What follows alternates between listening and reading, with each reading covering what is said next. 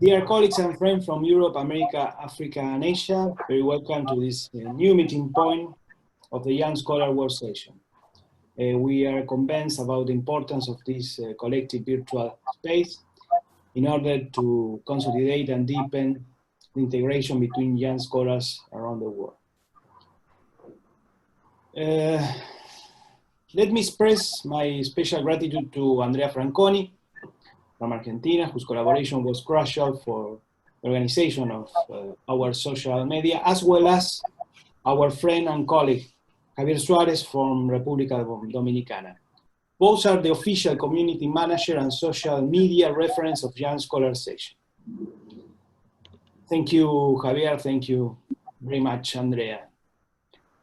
Continuing with our current activity, on this occasion, we will have the generous participation of Jaddy Ladrón Guevara from Peru, coordinator of the Young Scholar section of Peru, and Jakub Tomsej, professor and researcher at Charles University from Czech Republic, and Jakub is also coordinator of the European Young Scholar section.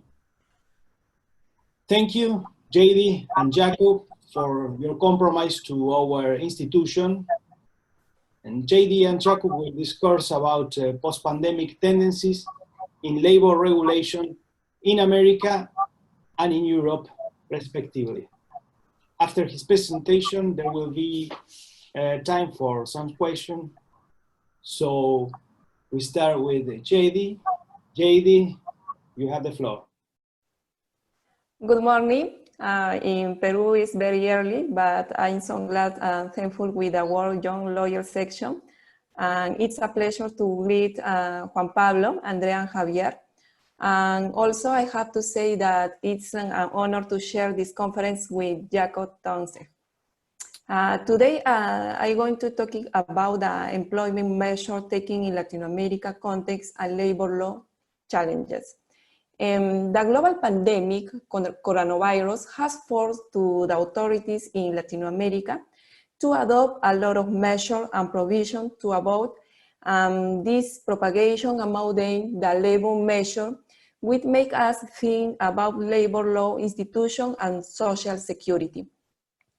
Today's presentation, the situation of America Latina, and which are the stakes of the labor law and social security with regard to the two topics that I consider strong, the working time and occupational safety and health, as a consequence of the increase of the more frequent use of the technologies and information system.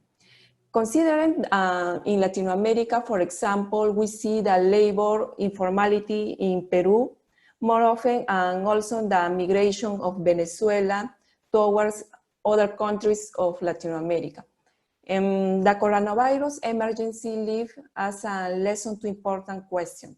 The globalization of this pandemic due to its affectation in each of the countries, as well as uncertainty as has been generated according to the treatment, not only for health reasons, but his impact about the employment matters. In this context, in Latin America, has adopted since March an urgent series of the measure, imposing a new scenario due to the cessation of economic activities, having mass reasons safeguard the health and people life in a social crisis and economic context. The working days control challenges have nourished a great necessity to reconsider the full-time job. More than 100 years ago, we discussed looking for reduce the working hours, and that was for the excessive working time. Today, as a consequence of the virtual world increase, we have to discuss again that we should reduce the working time. The workers have reformulated the organization and distribution of working time, and not only for the labor activities recovery, but also as prevention mechanisms and control contagious disease. In this context has been used the teleworking more frequently. I want to remark this part on focus of the teleworking. Therefore, teleworking has been regulated in Latin America before the coronavirus, for example, in Brazil, Colombia, Costa Rica, and Peru. In Peru, has implemented flexible form called remote working. For example, in Ecuador, there is no regulation about the teleworking. In the case of Argentina, they are looking for draft bills. As a reference, Paraguay was issued the regulation about in a pandemic context. In Chile, the teleworking law was wrestling issues in this context, but this law has been working on since 2018.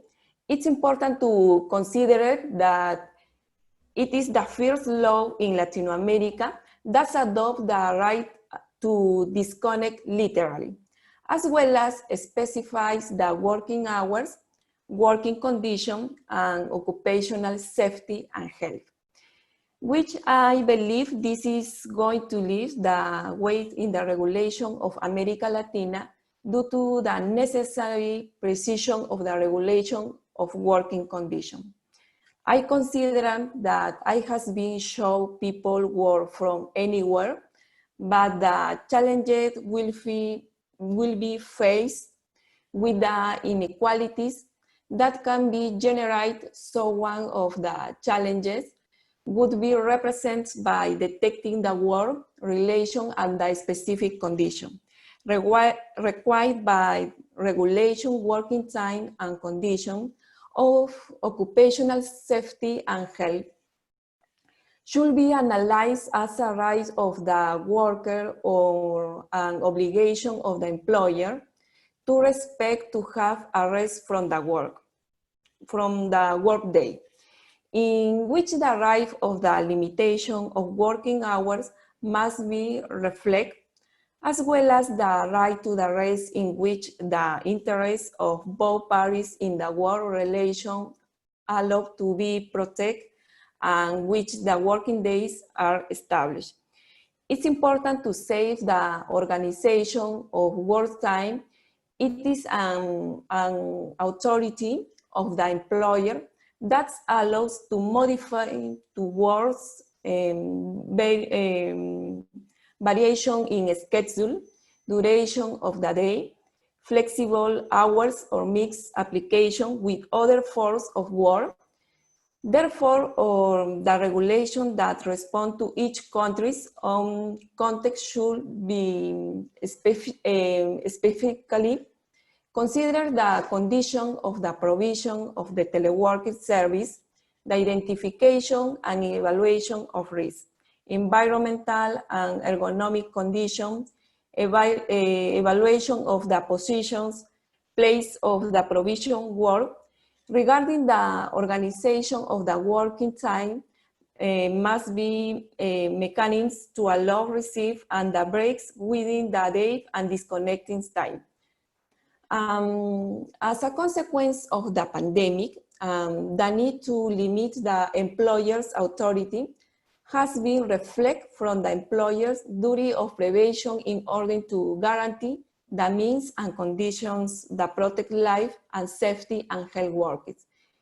It's important that in a regulation measure can be adopted and can involve the rest of the workers, and that excesses of the connectivity does not allow employers to give direct orders that any time of site or working hours. In this sense, it is the important guarantee the health of work is continuously and about the case of the occupational disease, such as the presentation of burnout, stress, panic attacks, and anxiety, among others. The teleworking challenges leave a look from workers, side lack a guarantee of their rights, as well as the authority of the employer that affect their other rights, such as for example, the protection of personal data. No? This is important to consider that bipartite social dialogue can play a key role in establishing mechanisms such as the allocation of work time. Regarding a right of digital disconnection, I consider that we will not need a specific regulation or rights that are included as constitutionally established in principle as fundamental rights. In this case, for example, the limitation of working times, since we are talking about a fundamental human rights. And general reflection, we must consider the following aspect. We use of the technologies has increased the use of remote work through digital means, generating transformation in the organization of work, changing the place of service provision and working time, which affects the health or safety of workers. The increase of the new technologies can play the importance of the worker's presence in a specific place of work. And this brings a question about the employer's duty or prevention that guarantees that means unconditional that protects the life, safety, and health of workers. This duty of prevention has been adopted in the prevention and control guidelines that prevent the spread of the coronavirus, are implemented by employers and are included in the regulation in order to guarantee the settlement of personal, family, and work life, and with proper treatment and between good land and bricks.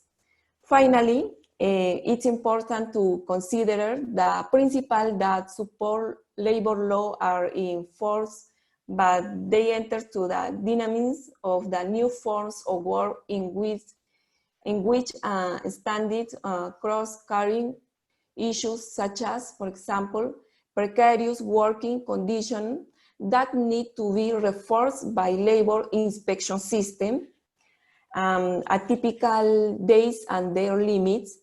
It's necessary to consider a multidisciplinary approach that involves all sectors, gender approach in the measure that can be adopted, no discrimination in the regulation, and it's important in the regulation, it's a social dialogue.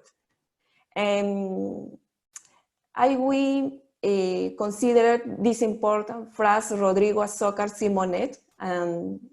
He said that we hope that teleworking doesn't end up automatic to the people and that dehumanize this virtual meeting space and remote working. For me, it's important to consider the teleworking or the future, the regulation in America. It's necessary to establish the mechanisms that protects the teleworker, that occupational health and safety for the workers. Thank you for the presentation.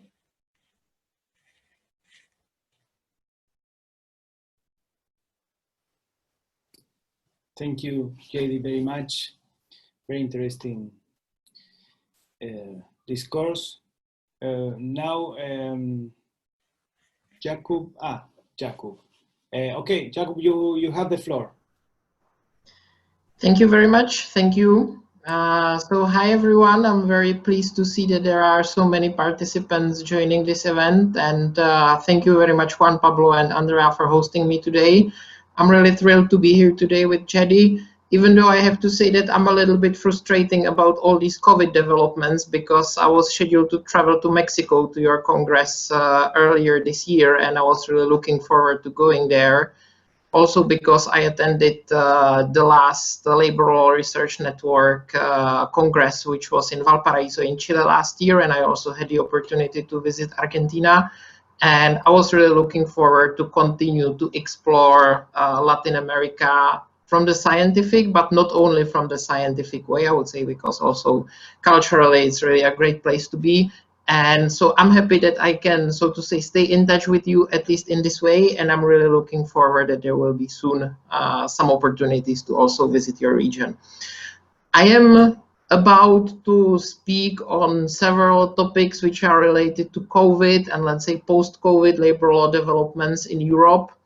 In order maybe for me just to set the scene, because I know that most of the participants are from outside Europe, I would maybe just say that the overall situation right now in Europe is more about post-COVID, because we had the first COVID cases, especially in Italy, in February. We had some kind of first peak of the disease in March and April.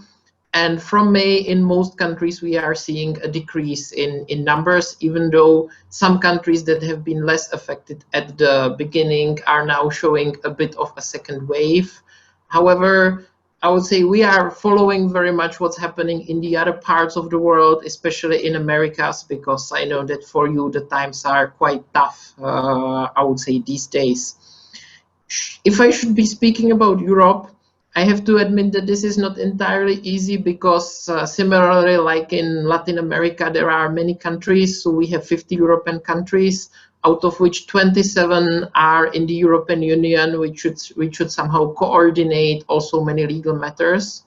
However, when it comes to labor law issues and when it comes to public health issues, the countries retain most of their powers, which means that each of the countries can define their own laws and their own measures.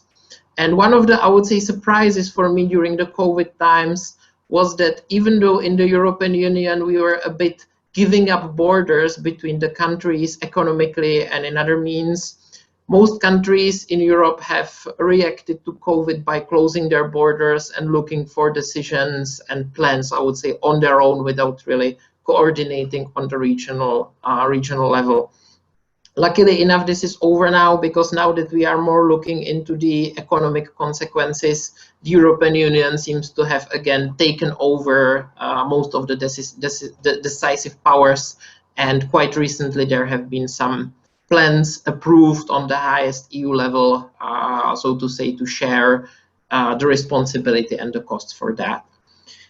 So I'm going to mention some of the topics, some of the areas that have been, I would say, most critical for labor law lawyers over the past months, even though I have to acknowledge that really country by country, the situation has been slightly different. So since the start of the COVID spreading, first topics that employers and employees had to look into were also various protection measures and quarantine. In Europe, we have robust rules regarding sickness from work, sickness absence, so right to be absent, right to receive some pay.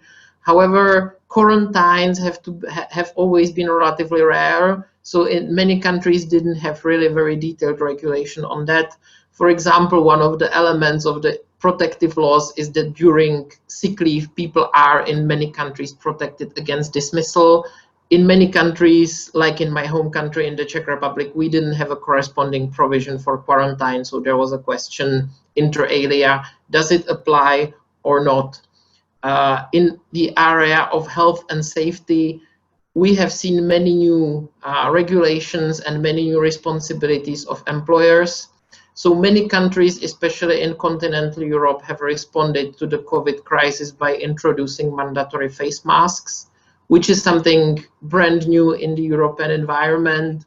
There are, in the written law, for example, no provisions for employers that they would have an obligation to provide face masks for the employees.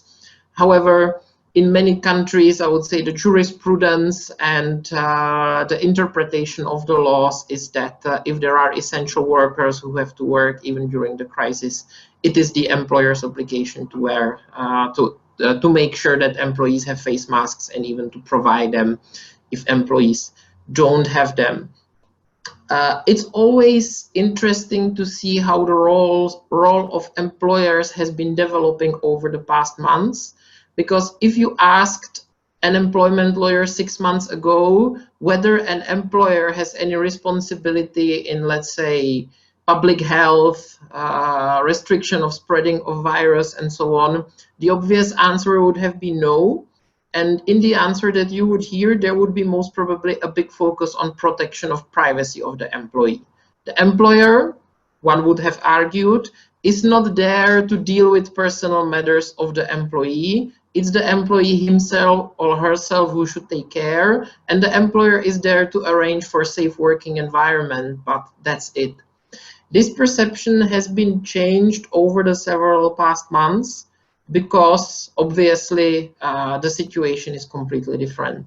So one of the examples can be temperature screenings and mandatory testing, where the initial point of view of most labor law scholars was that this is something that cannot be mandated by employers. And of course, employers can do this if the employee agrees. However, there is no way an employer could force an employee to undergo a mandatory temperature screening because it's his or her privacy and it has nothing to do with the employer responsibility. The spreading of COVID has changed this perception significantly. So in many countries, like for example in Slovakia, there have been laws saying that employers have the obligation to do the screening. In many countries, like for example Czech Republic, local data protection authority has implemented a public opinion saying that employers can do this as a matter of their legitimate interest to protect the population at the workplace, and they don't have to ask for employee consent. A very similar topic is some kind of self-certification, where what I typically see is that many employers are asking their employees to confirm that they have, for example, not been in any country where there is increased risk, or that they have no symptoms of COVID-19 and so on. And there, I would say the right to privacy still applies in a significant manner, because the employer should not really go into any details, should not ask about details about the employee privacy. But it's been more and more acknowledged that there is a certain level of, again, legitimate interest that allows employers to ask certain questions to protect the other employees at the workplace. Another interesting question is about vulnerable employees and right to refuse work. Because of course there are many cases where employees have certain diseases which can make them much more vulnerable if they would be COVID positive. And on many occasions, employees in Europe have expressed fear, for example, to commute to the office by public transport because there can be somebody infected and so on. Many employers, as a result of this, have introduced remote working schemes, and I'm going to talk a bit more about them in a minute. But in many cases, of course, we are speaking about essential workers where there is no option for them to work remotely. Most European countries are still quite strict in the sense that one can only refuse to do work if there's a direct threat to somebody's health. So just a mere speculation about potential spreading of the virus shouldn't be sufficient. But again, I would say here there is again an important emphasis on the employer being able to provide all the protective measures and taking all resurrections to limit the risk of spreading. I have mentioned work from home. There I am seeing very interesting developments, because in the past, employers in Europe usually perceived work from home merely as a benefit for employees. Employees want to work from home because they want to enhance their work-life balance. And as employer, one would argue, I am doing a big favor to them if I'm allowing them to work from home. The spreading of the COVID has led a majority of office working employees to start working from home. And many employers were worried that this would lead to drop in effectivity and various business issues and obstacles. However, from what we are seeing and hearing from many companies, there seem to be no such issues. And there have been several companies who have announced that they somehow acknowledge the new reality, that they made a positive experience with remote working, and that they will allow this to happen much more frequently than in the past. Twitter and Siemens are two recent examples of international companies making such a statement. Of course, work from home is a bit controversial, let's say, in terms of also some kind of distancing, in terms of not all employees being able to create their own environment that would be pleasant for work. And in vast majority of countries, we still have an arrangement where both parties need to agree to a work from home. Some countries, like for example Bulgaria or Poland, introduced measures during the COVID times where they said that employers can mandate work from home. There will be another interesting development with the European work-life balance directive, which is going to be implemented in Europe in the next 2 years, and their employees should have an enhanced option to claim work from home for, let's say, family-related reasons. But in many companies, this doesn't seem to be as a big issue as it would have seemed months ago, as it seems that really the popularity of work from home is growing significantly. We are now in a situation where many employers are looking at various cost reductions because they are affected by the COVID situation at the markets. And in many occasions, this unfortunately leads to dismissals, but there have also been cases where employers took the decision to simply reduce their office space because they may not need it anymore in light of this. No matter how positive these developments can be, I have to follow up a bit on Jaddy's presentation and mention working time, because until recently, if we spoke about employees who work from their workplace, excessive working time didn't seem to be a big problem in legal theory, because in the EU we have a directive saying that people can't work more than 48 hours a week, with some minor exceptions, and employers have an obligation to track and monitor that this is being observed. So let's not speak about a practice where, of course, this may not have been always observed, but from the theoretical point of view, there didn't seem to be any issue. However, for work from home, there is a different situation because this is exactly one of the exceptions where this regulation doesn't come in. And the European labor law says that in that case, it's up to the employee to determine their working time, which can be pretty difficult in an environment where, of course, employers have high expectations, where there are various developments, some of them COVID related, that the employee needs to absorb as part of their daily work. And one of the favorite or at least popular perils of the previous years has been the right to disconnect, which has been enacted, for example, in France. And with a growth in digitalization of work and work from home, this may be a much more a topic that will have to be dealt with in more countries. This work from home and digitalization of work has diverse other interesting aspects. For example, digitalization of HR documents. In Europe, we have an EU directive which introduced electronic signatures. So in theory, all legal documents could be signed using electronic means without any handwritten signatures. The labor law environment is, however, pretty conservative, and in most countries this is used very rarely. For example, Poland is one of countries where even local authorities advise against using this option. And while in some Western European countries it's becoming a bit of a practice nowadays, it's still often being debated and challenged. And COVID times have shown that there may be a necessity to use electronic documents and electronic signatures just because sometimes it's not possible for people to physically meet. And so this is another important development that seems to be coming. There are many other, I would say, legal questions that have been flagged. One of them is, for example, the liability of employer in case of COVID transmission during work, which is relevant because in most countries, any health issues that are work-related are covered by specific insurance programs of employers, meaning that employees receive a much more generous compensation than they would in case of normal sickness. The problem here is that the local regulation usually differentiates between two types of issues, either a work accident, which is an injury type of liability, or occupational disease, which usually means that employee is in a long-term, I would say, employee's health is in a long-term harassed and damaged by certain external factor, which can be, for example, some chemicals or noise or vibration, and in some long term this can lead to a certain illness. Of course, COVID-19 is a completely different situation, which poses various questions to the jurisprudences of the various countries.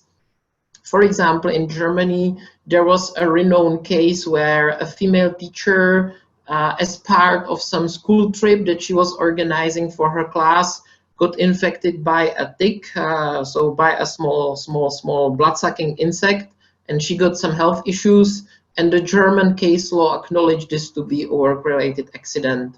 So even though, of course, COVID is transmitted in a completely different way, it's again something relatively unusual that needs to be, on many occasions, also accepted as work-related. Even though obviously one of the problems that employees struggling with this topic will be facing will be the difficulty to prove that this is really work-related issues or issue. I know that the time is flying very fast, so I just briefly wanted to also mention the, let's say, economic consequences of the crisis, which seems to be the most relevant topic these days. Many countries have introduced various schemes where governments support employers, so provide employers with financial support to fund salaries of employees in order to keep them operating and keep them employing them. There are different approaches in different aspects. One of the aspects is, for example, to which extent participation in such a scheme prevents employers from firing employees at a later stage. Because what may happen in some countries is that the state pays the salaries of employees for several months, then the subsidy finishes, and then everybody gets laid off, and the problem is just delayed rather than fully avoided. There are different approaches how this is being avoided. So, for example, in the UK, they introduced a so-called SLF, so state layoff fund, and as part of this, employers have to always examine whether they are able to use this option. And if they would dismiss someone in a situation where they could take advantage of this program instead, such a dismissal would be automatically unfair. In other countries like Slovakia, the programs bear a condition that if someone participates, this person cannot be dismissed for a certain period of time after the program is over. Some countries have adopted more liberal approach, which means that on the other hand, there is an increased risk that once the program is over, this may not lead to dismissals, but on the other hand, could potentially lead to bankruptcies or other issues on the side of employers. I've been trying to follow the, let's say, predictions of our economists about how this whole situation will be further developing. There are very different opinions. Some economists argue that this is just a short-time drop and everything will be back to normal in several months, whilst others claim that we are at the beginning of a long-term crisis that will be hitting many industries. What we are seeing right now across Europe is that in some industries, like for example, automotive or aero industry, or obviously tourism and leisure, things seem to be difficult. There seem to be more and more dismissals, and we may be seeing some macroeconomical consequences of this as well pretty soon. So from that point of view, the situation doesn't seem to be entirely positive. However, as I mentioned, we are only 2 months after the peak of the first wave is over, and there are significant hopes that things can improve fast.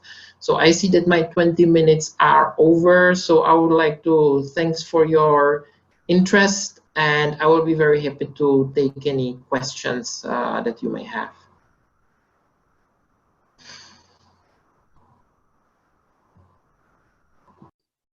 Okay, thank you, Jakub, very much for a very interesting presentation. Right now, we start with question. After before that, Andrea, just a minute. I would like to express my appreciation to Professor Goldin, who was sharing our meeting and who is a very big supporter of our activities. Also, he was the creator of Young Scholar section during his presidency in the International Labor Labor and Social Security Law Association. So, Jaddy and Jakub, thank you very much again. We have learned a lot about American and European situation, and we start, if you agree, with some questions. Andrea, please, now you have the floor. Thank you, Juan Pablo. Okay, first of all, thank you very much to our speakers. The two of your presentation were very interested. And of course, we have some questions from the audience. To begin with, I think we have one from Amber Castro. Maybe Amber, would you like to turn on your microphone to make the question? I would. Hi, everybody. Good morning. My name is Amber Castro. I'm from the Dominican Republic. I wanted to ask Jakub specifically, you were speaking about different practices in the different European countries. What would you say, or what stands out to you regarding the major differences in how the European countries have responded to the pandemic, but legislation-wise? From my understanding of what you were discussing, it was more a practice of what everybody was doing, but has there been something that has impacted the legislation? And also, you mentioned that there are two theories as to what's gonna happen. In that theory where it's a long-term, do you expect major legislation to go along with that? Thank you. Hi, Amber, and thank you very much for your question. So on the first one, I have to say that what we have definitely seen since the start of March was a very huge number of legislation pieces, mostly in form of government decisions relating to public health aspects. So let's say school closures, restrictions on various public events, closing certain shops, and so on. Most governments have, however, been less active when it comes to labor law changes. So there have been several countries, and I would name as examples Bulgaria, Poland, and Slovakia, which have almost immediately issued amendments to labor codes. One of the most robust ones was adopted in Slovakia, where government has immediately said that employers have the right to mandate work from home. They have introduced mandatory temperature screenings. They have also, for example, shortened the time periods where employers can order vacations, or they can change working hour patterns and so on, so that things can be organized much more flexibly. On the other hand, many countries, like for example, some Western European countries, did not really respond in their legislation, and the reaction would be much more, let's say, about the practice and about how employers would make certain changes, but not really about legislation. What will happen in the long-term scenario is a question. However, with the not so positive situation of many employers, I expect that we may be asking more and more voices asking for liberalization of labor laws that would make it easier for employers to navigate and to reduce cost and so on, which is of course potentially dangerous if we look at it from the viewpoint of employees, and especially, let's say, precarious groups of employees. So this will be of course very interesting. Right now, I'm not seeing big tendencies to make changes today or this week or this month, but I'm pretty sure that there may be big changes coming in the next months. Thank you. Okay, so we have one more question. This is for Jaddy, and it will be introduced by Carlos Coelho. Carlos, are you there? Yes, I'm here. Hello. Congratulations to the speakers for their engaging presentations. I have a question for Jaddy.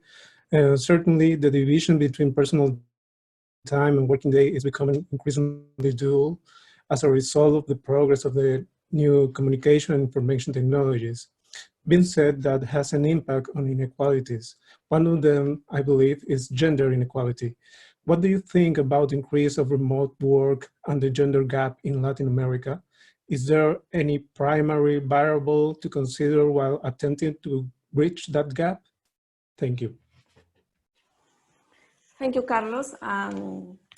The remote work is increasing in Latin America, considering the pandemic.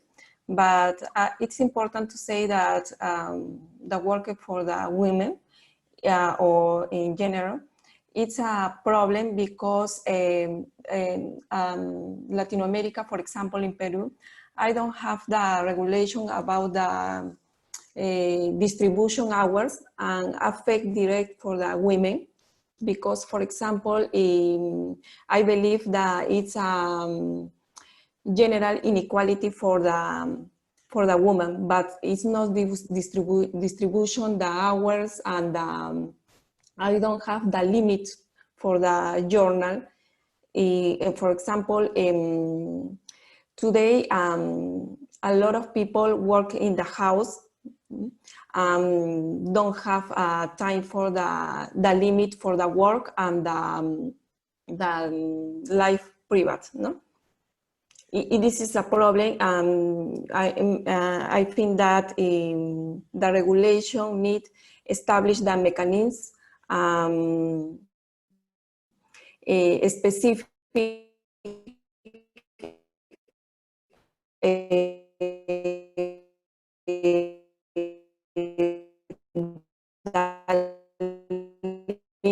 limit for the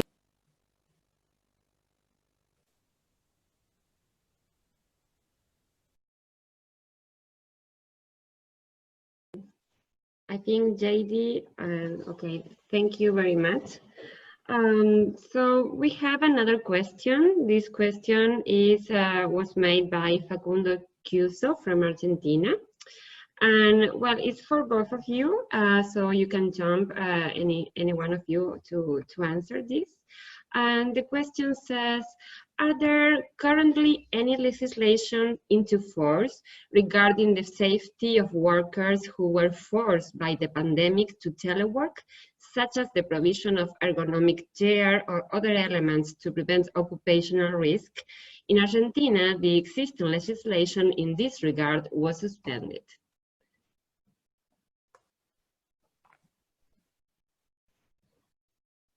I don't know, Jakub or Jaddy?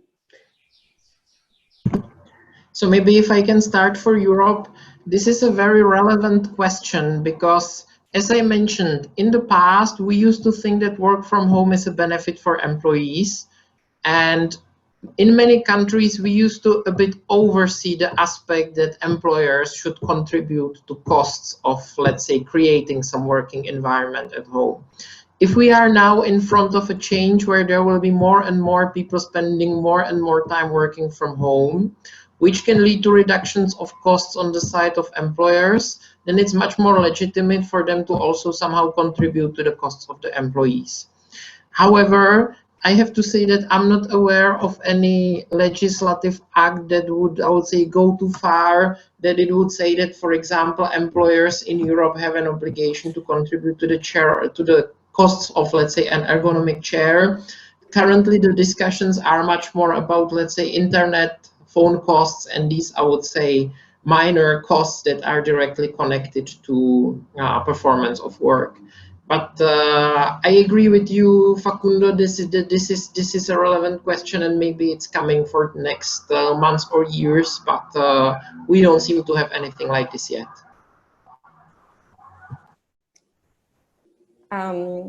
I consider that SEDA or the organization of work time is an authority of the employer that allows to modify the work shift variation and its schedule duration of the day. Because, for example, it's necessary to should specifically consider the condition of the provision of the telework service and the identification and evaluation of risks and environmental and ergonomic conditions, evaluation of the position, place or provision work, and regarding the organization of the working time, must establish mechanisms allow to resist and break within the day and disconnection time. It's important to the occupational and the security for the workers. Thank you, Jaddy. So we have one more question. This comes from Jose Ramon Matos Medrano, and he is asking to Jaddy, what are the challenges of labor law in relation to working time in Latin America?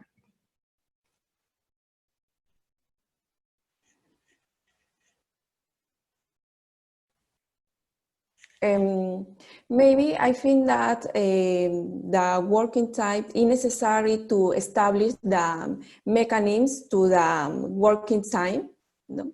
But it's not necessary to create a new human right, because the constitutions, for example, in Peru, have a limit the hours, but the problem in the Latin America is informality and precarious labor. For me, it's necessary to establish the mechanisms, specific mechanisms. Well, and one final question, and this goes for the two of our speakers, our brilliant speakers today. So we have both, you have both talked about the possibility of a right to disconnect, but you have also mentioned different legislation across Europe and in Latin America. Jaddy, you were just speaking about the current status on this regard and the already ruling that we have, the international standards that still stand to regulate this situation. But into your consideration, what would a right to disconnect should be like, especially maybe in Latin America, Jaddy, taking into account the informality problem that we have?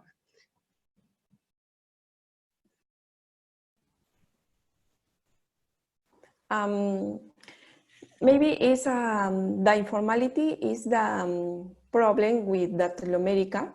No? The previous workers and labor, it's a problem.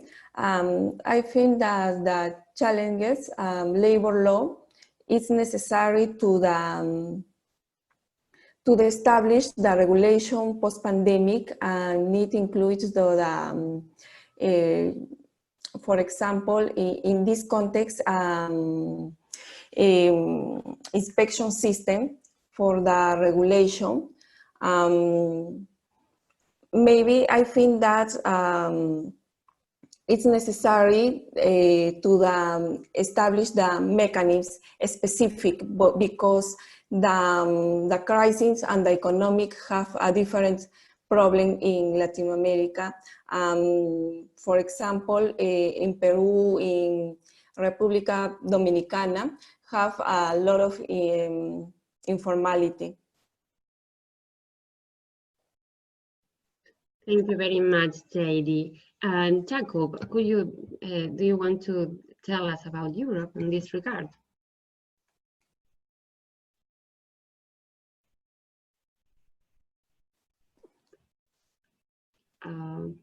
Jakub? I was speaking on mute, so I'm sorry for that, but it just helped me get some time to coordinate my thoughts on this. As I said, for normal office or factory workers, right to disconnect is not a big problem, because they are usually bound to clear working time rules and maximums. But I think with the work from home revolution that may be coming, we may be in need of more robust regulation of that, because on one hand, employers have a legitimate interest for work to get done, and of course, work from home gives employees some flexibility, which is good but should not be abused. But at the same time, it's pretty important for us to keep some limits. And I know that for many people, it's quite difficult to differentiate between their working life and private life if it's all happening in the very same room. So from my point of view, it's a task for us to think through how the new regulation should look like, but it seems that some regulation of the right to disconnect and some limits of working will be required also for working from home. Thank you very much, Jakub. Indeed, this pandemic has accelerated the times for discussions on these topics. So I feel like these spaces of encounter and reflection on this regard become very relevant nowadays. So thank you both for your presentations. And Juan Pablo, you have the floor. Okay. Well, thank you, Jakub and Jaddy, again for your presentation and for your presentation for answers our questions. We will continue working on consolidation of young scholar section around the world. Thank you very much. We see you on our next activity, and thank you everybody for your generous presence. Bye. This is the end. Thank you very much. Thank you, Jack. Thank you, Jaddy. Bye-bye. We will post. Bye-bye. Gracias a todos.